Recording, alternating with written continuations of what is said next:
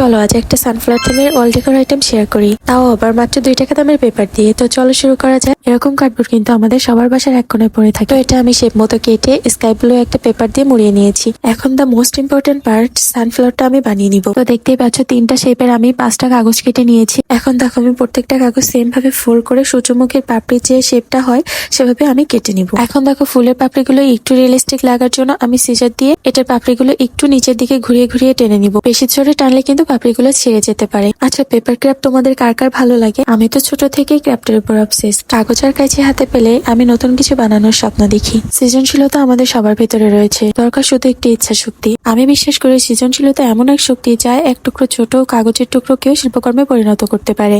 আমার ক্রাফটিং জার্নিটা শুরু হয়েছিল এই অলমেট দিয়ে। তখন আমার ক্রাফটিং নিয়ে বেশি কিছু ধারণা ছিল না, তো এই পেপারগুলো সব জায়গায় যেহেতু ইজিলি পাওয়া যায়, এটা দিয়ে আমি ক্রাফটিংটা শুরু করি। তারপর আস্তে আস্তে রিসার্চ করতে করতে আমি অনেক কিছু জানতে পারি এবং আমার কাজগুলো ইমপ্রুভ করার চেষ্টা করি। বিভিন্ন পেপার দিয়ে আমি ক্রাফটিং শুরু করি। যাই হোক, তোমরা যদি জানতে ইন্টারেস্টেড হও আমাকে কমেন্ট করে জানাতে পারো। আমি অবশ্যই আমার ক্রাফট জার্নিটা তোমাদের সাথে শেয়ার করবো। তো বকবক করতে করতে দেখো আমার ফুলটা কিন্তু একেবারে রেডি হয়ে গিয়েছে। আর ফ্রেমের চারপাশটা আমি বর্ডার লাইন করবো বলে আমি 8টা রোল বানিয়ে নিয়েছি। এবার বানিয়ে নিয়েছি 2টা পাতা। এখন কিছু ঘাস বানিয়ে নিব। এজন্য আমি একটা পেপার ফোল্ড করে 4 ভাঁজ করে নিয়ে এটা উপর দিয়ে জিগজ্যাগ আকারে কেটে দিচ্ছি। এবার এগুলো একটু কেচি দিয়ে টেনে নিব।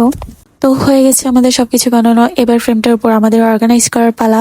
এবার আমি নিচের দিকে ঘাসগুলো দিয়ে দিচ্ছি। এরপর সূর্যমুখীর ডাল, পাতা আর ফুলগুলো বসিয়ে দিব। এরপর চারদিকে রোলগুলো ফ্রেম আকারে বসিয়ে দিব। তাহলেই কিন্তু রেডি হয়ে যাবে আমাদের আজকে ডিআইওয়াই সানফ্লাওয়ার অলমেট। তোমাদের কাছে কেমন লাগলো অবশ্যই জানাবে। আজকে এই পর্যন্ত, আল্লাহ হাফেজ।